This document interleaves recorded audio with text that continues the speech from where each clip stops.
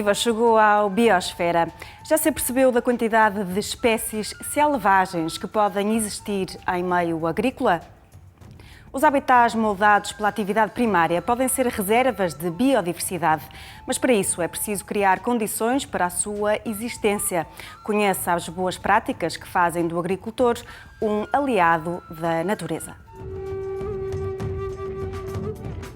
Pequenos charcos devolvem vida e contribuem para o equilíbrio dos agroecossistemas. É uma das técnicas promovida pelo projeto que junta ambientalistas e agricultores com o objetivo de incrementar a biodiversidade nos campos de cultivo.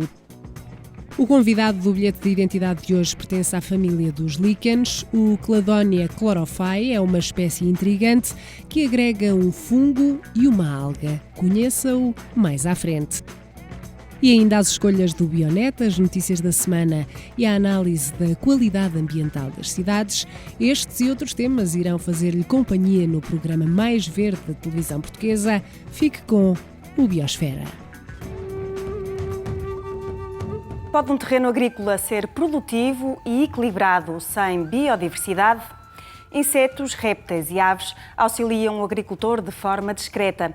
A vida selvagem pode ser incorporada na rotina de uma exploração sem grandes custos, mas em contrapartida com elevados benefícios.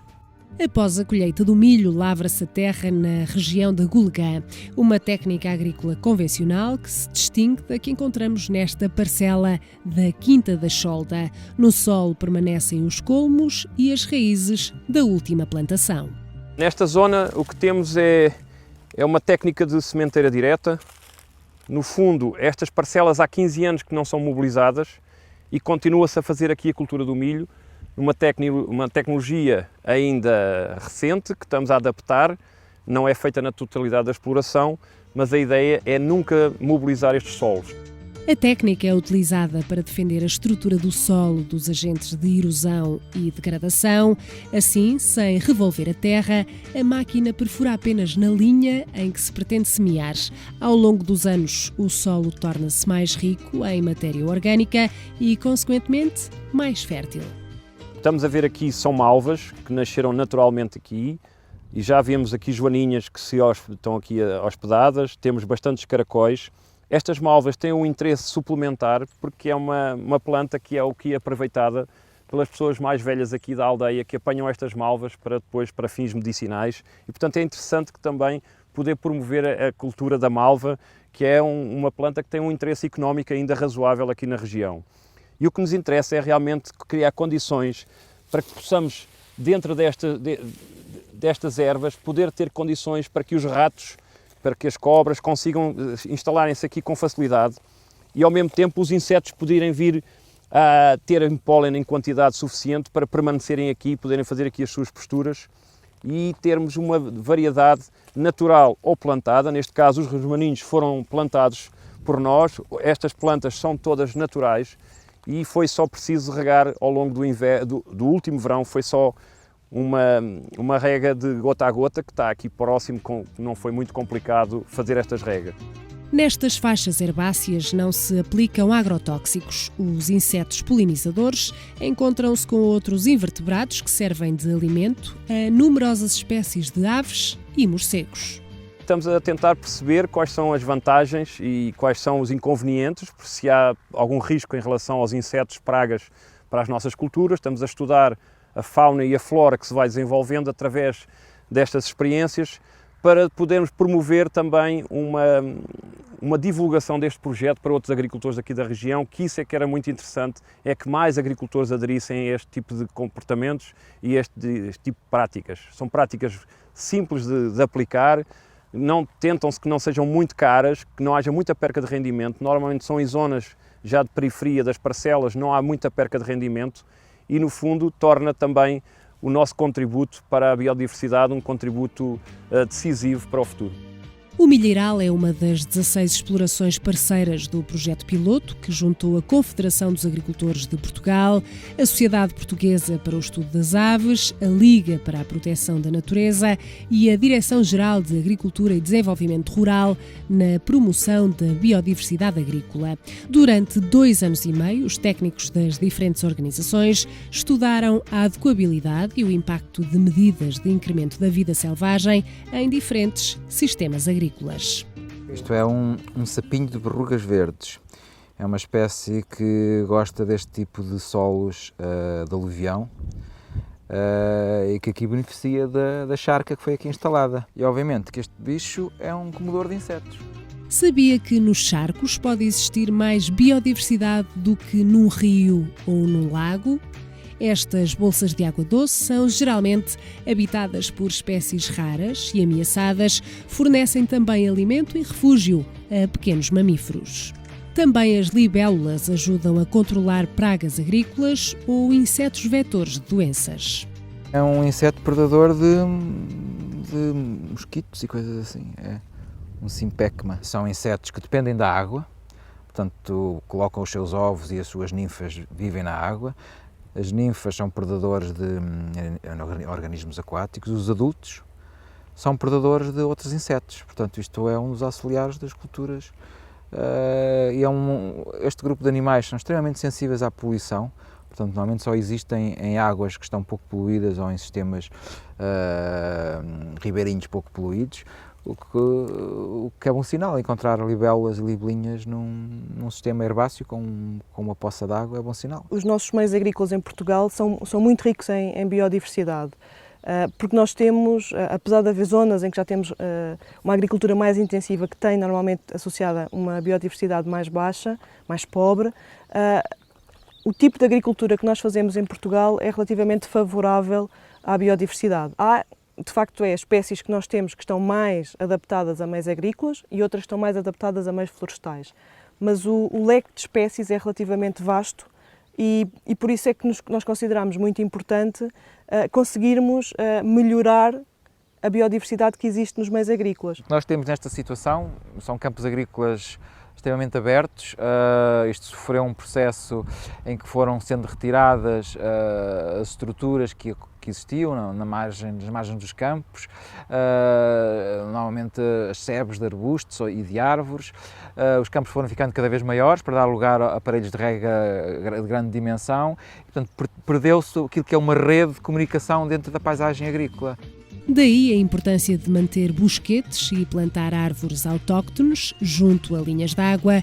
As galerias ripícolas constituem habitats favoráveis ao desenvolvimento da fauna auxiliar. O que nós estamos aqui a tentar fazer é recuperar determinadas funções, ou seja, mais insetos, maior diversidade de insetos, que trazem atrás deles maior diversidade de aves insetívoras, mas também maior diversidade de plantas adventícias, trazem também maior diversidade de espécies granívoras. O Ribatejo é conhecido tradicionalmente pelas suas grandes populações de fringilídeos, que são os pintacilos, os pintarroas, as chamarizes, os verdilhões. Nós hoje assistimos que essas aves, algumas estamos a ouvi-las aqui a cantar em pano de fundo, estão mais próximas, ficaram reduzidas às aldeias e aos pequenos pomares e às pequenas hortas que existem à volta das aldeias, precisamente porque necessitam de condições de habitat que não encontram nos campos abertos neste momento. Prosseguimos para Pegões, ao encontro de outra paisagem agrícola. Foi escolhida para este projeto por ser representativa de uma das culturas com maior peso na economia nacional. Nesta altura ainda não deve estar ocupado, mas nota-se que já houve ali umas palhinhas ali dentro. Tem vestígios, tem. Nós até nestas situações em que há árvores adultas com esta dimensão, até não é obrigatório, porque há cavidades, sobretudo para este tipo de ninho, que é o das aves que fazem ninho em cavidades. Portanto, este ninho é para dar resposta às aves que fazem ninho em cavidades naturais nas árvores.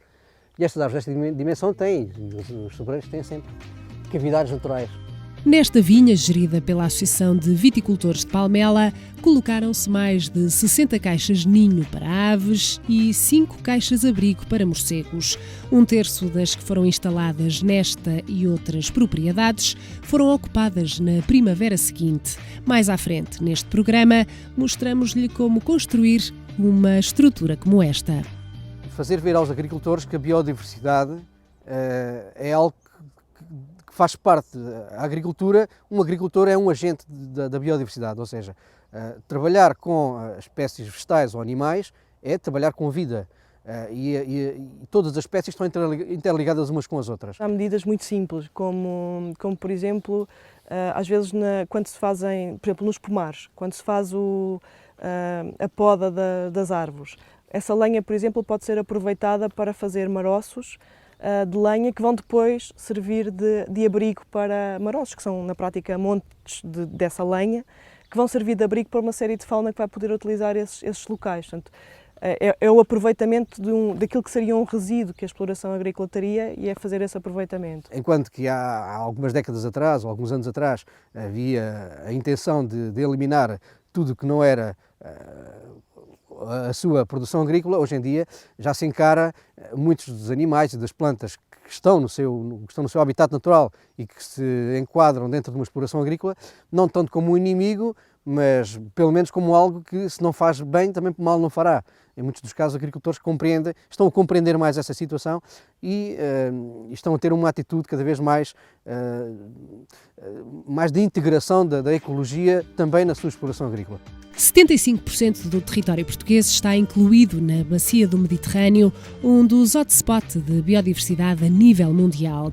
Uma riqueza natural que se expressa na multiplicidade de raças autóctones e variedades agrícolas, como estas videiras, que mantêm vivo o património vitícola nacional. Estamos a tratar da conservação da diversidade das castas autóctones de videira. Porque as castas são entidades geneticamente heterogéneas e essa heterogeneidade está a perder-se devido a muitas mudanças que têm acontecido em anos recentes, mudanças tecnológicas da agricultura e outras. E ou nós a conservamos agora e continuamos a ter diversidade para adaptar as castas às necessidades dos cultivadores, às mudanças de gostos dos consumidores, etc, etc. Ou então, se não conservamos a diversidade, deixamos de fazer seleção no futuro, as castas ficarão geneticamente congeladas, tal como são agora. No polo de conservação da diversidade da videira, faz-se a enxertia à maneira clássica, no local da plantação. Nas parcelas vão ser instaladas 250 castas portuguesas. No total correspondem a 100 hectares, com 50 mil genótipos distintos. A vegetação entre linhas será preservada. Só assim é possível garantir a presença de predadores para controlar os agentes patogénicos da videira. A monocultura, achamos que é uma coisa horrível, é a que gera maior sensibilidades das plantas a fatores ambientais e, sobretudo, à pressão biótica, gera sensibilidades aos parasitas, a doenças e parasitas que atacam a videira. E, portanto, se nós conseguíssemos cultivar a videira não em monocultura, mas misturada com muitas outras espécies, não teríamos tantos problemas como temos.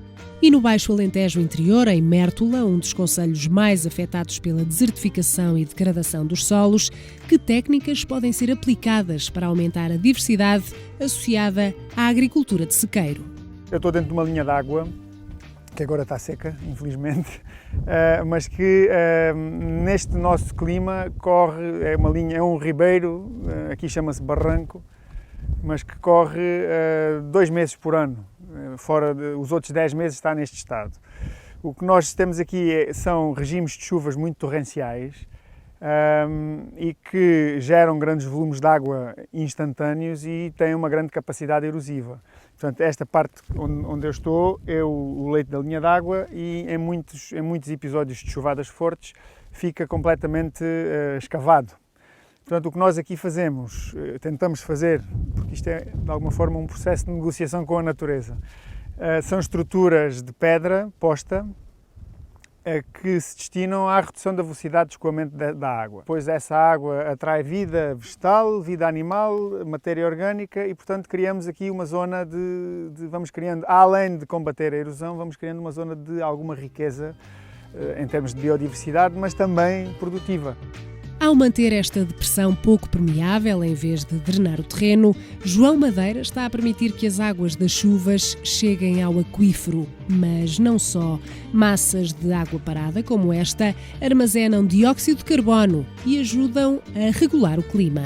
Complementar ao sistema de conservação de pastagens são as bolotas oferecidas pelas azinheiras, frutos que caem no outono para proveito das ovelhas campaniças, precisamente na altura do ano em que os ovinos de raça autóctone enfrentam a escassez de alimento no sistema agropecuário extensivo.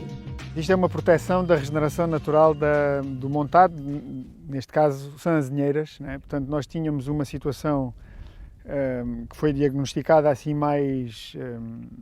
com mais veemência pelo projeto em que entramos, em que grande parte da regeneração natural das azinheiras estava a ser consumida pelos nossos animais. Isto tem uma grande vantagem relativamente às formas mais clássicas de aumentar a densidade do azinho, é que isto tira partido de indivíduos que já estão no terreno e que, portanto, do ponto de vista genético, em teoria, devem estar mais bem adaptados do que as variedades ou os indivíduos que nós tragamos de um viveiro ou de outro tipo de estruturas de multiplicação. E, portanto, isto para nós é muito importante na perspectiva de combater a tal crise sanitária que as azinheiras e os chuveiros desta região neste momento atravessam. Boas práticas que passam dos campos para o papel através de um manual que pode ser descarregado gratuitamente no sítio da CAP. No documento conhecem-se outras medidas de apoio à fauna, como bebedouros e construção de aglomerados de pedra e lenha. Os ninhos artificiais são um elemento comum nas explorações que visitamos. Vejamos como os construir.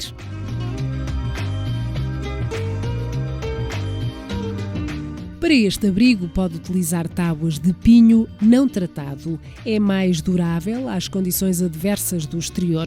Opte por parafusos em substituição dos pregos, uma vez que são mais resistentes à dilatação da madeira. O modelo está montado. Nós usamos este fecho que se chama aldraba.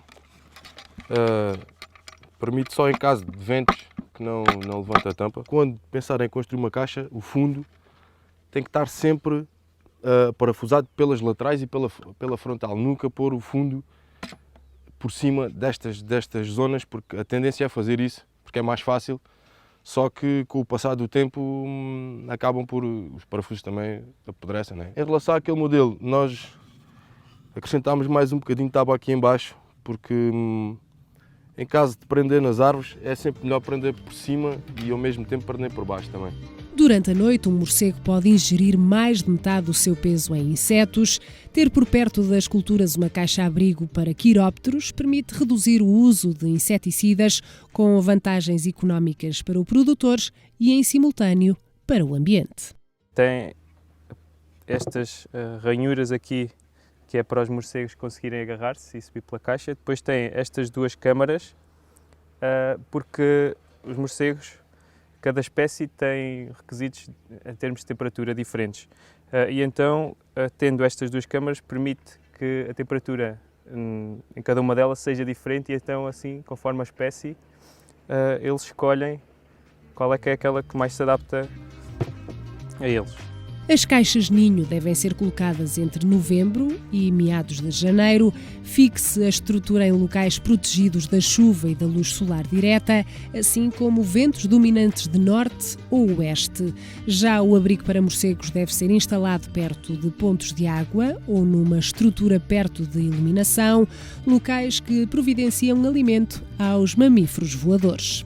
Com pequenas atitudes, os agricultores podem realmente mudar muito e aparecerem aqui novas abordagens para que o agricultor possa também, a pouco e pouco, ir mudando as suas explorações desta região para enfrentar estes desafios que é o desafio do futuro, no fundo, de sermos competitivos, produtivos, mas ao mesmo tempo sustentáveis.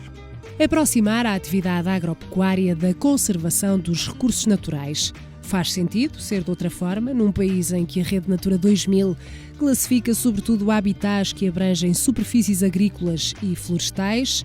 Os agroecossistemas comprovam o papel do agricultor como prestador de serviços de que todos beneficiamos, práticas que requerem incentivo e distinção. Só assim é possível fomentar o uso sustentável da agricultura. Se só agora chegou à nossa companhia, saiba que conhecemos boas práticas de promoção da biodiversidade agrícola. Esta semana apresentamos-lhe um ser vivo muito simples, formado por um fungo e por uma alga, capazes de sobreviver em lugares inóspitos e pouco ricos em nutrientes. Os líquens são espécies intrigantes. Conheça agora o Cladonia chlorophyllae, que faz parte dos líquens compostos. Saiba porquê.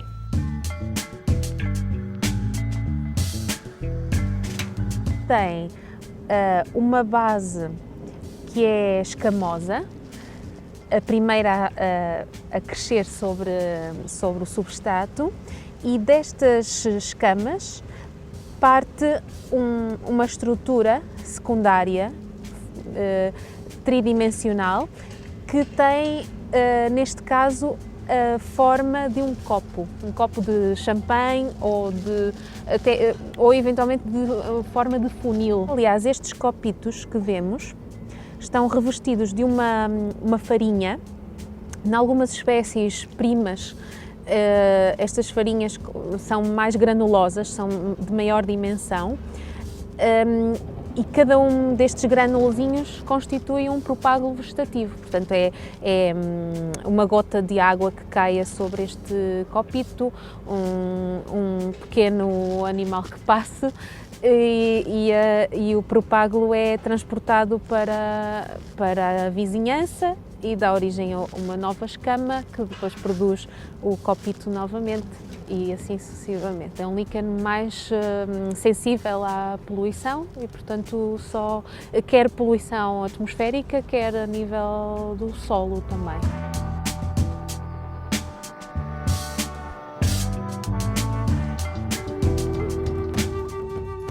Numa passagem rápida pelo Bionet, fico com alguns sítios que vale a pena visitar.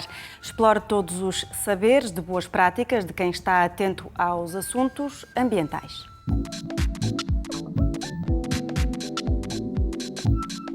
Inspirações verdes, boas ideias para resolver problemas e viver mais de acordo com o ambiente.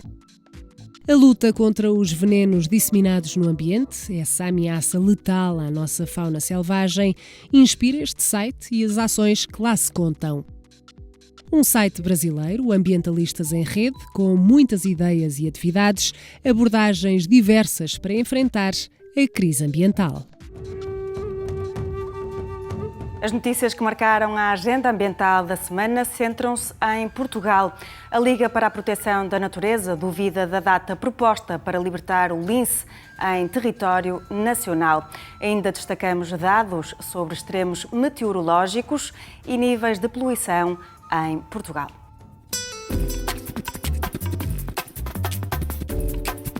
Em 2013, as emissões dos 4 tipos de gases poluentes, que, de acordo com a Diretiva dos Tetos de Emissões Nacionais, não deviam exceder limites definidos para cada Estado-membro, dióxido de enxofre, óxidos de azoto, amónia e compostos orgânicos voláteis, exceto metano. Em comparação com o ano anterior, verificou-se um ligeiro aumento do número de países que não cumpriu os limites legais, de 10 para 11 Estados-membros, tendo-se verificado que vários países voltaram a não conseguir limitar as emissões de um destes gases poluentes. Portugal cumpriu os limites fixados quanto a estes gases. A Liga para a Proteção da Natureza apela a que o processo de reintrodução do lince ibérico seja reavaliado, designadamente no que respeita ao seu prazo de execução, a fim de garantir o sucesso a longo prazo e contribuir efetivamente para a recuperação da espécie em Portugal. Na sequência das notícias vindas a público sobre a intenção do Governo proceder à reintrodução de lince ibérico na região do Vale do Guadiana já durante esta primavera, a LPN reconhece que a reintrodução reintrodução é uma importante ferramenta no âmbito da conservação do lince ibérico e um passo na recuperação da espécie a nível nacional. No entanto, a reintrodução não deverá ser realizada sem que as necessárias condições ecológicas e sociais estejam devidamente salvaguardadas e antes que tal seja efetivamente possível com boas probabilidades de sucesso, o que potencialmente colocaria em causa todo o trabalho já realizado em Portugal para a recuperação da espécie. O recente relatório da Organização Mundial de Meteorologia, a instituição da ONU, revela que dos 14 anos mais quentes que há registro, 13 tiveram lugar no século XXI. Não existe nenhuma pausa no aquecimento global, afirma a organização. Por outro lado, muitos dos eventos extremos de 2013 estão de acordo com o que seria de esperar como resultado das alterações climáticas induzidas pelo homem. Assistimos a precipitação mais forte, mais calor intenso e mais danos provocados por tempestades e inundações costeiras como resultado do aumento do nível do mar.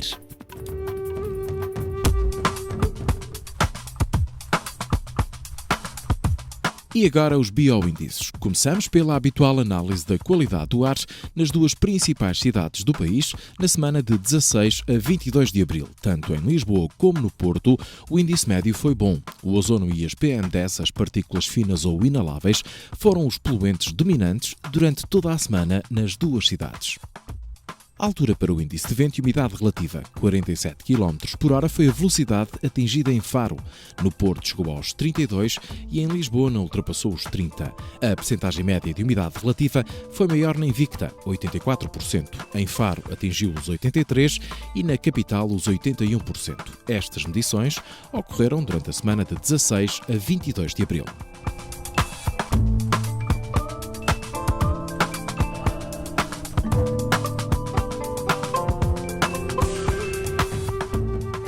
Hoje visitamos explorações agrícolas que fazem um uso sustentável dos recursos naturais. Anfíbios, aves e répteis contribuem para o controle de pragas nefastas para as culturas. A instalação de charcos, aglomerados de pedras ou caixas-ninho são alternativas ao uso de agrotóxicos. Adota algumas destas técnicas e contribua para o aumento da vida selvagem nos campos. Quanto a si, já sabe, marcamos encontro na próxima semana, à mesma hora. Até lá, seja biopositivo. Fique com as sugestões de agenda do Biosfera. 11º Congresso Ibérico A Bicicleta e a Cidade, nos dias 2 a 4 de maio em Lisboa. A organização é da Federação Portuguesa de Cicloturismo e Utilizadores de Bicicleta. Mais informações disponíveis em www.fpcub.pt. Quinto Encontro de Sistemas de Informação Geográfica a 30 de maio em Castelo Branco. A responsabilidade é da Escola Superior Agrária do Instituto Politécnico de Castelo Branco. Para mais detalhes, consulte a página http://sigencontro.esa.ipcb.pt.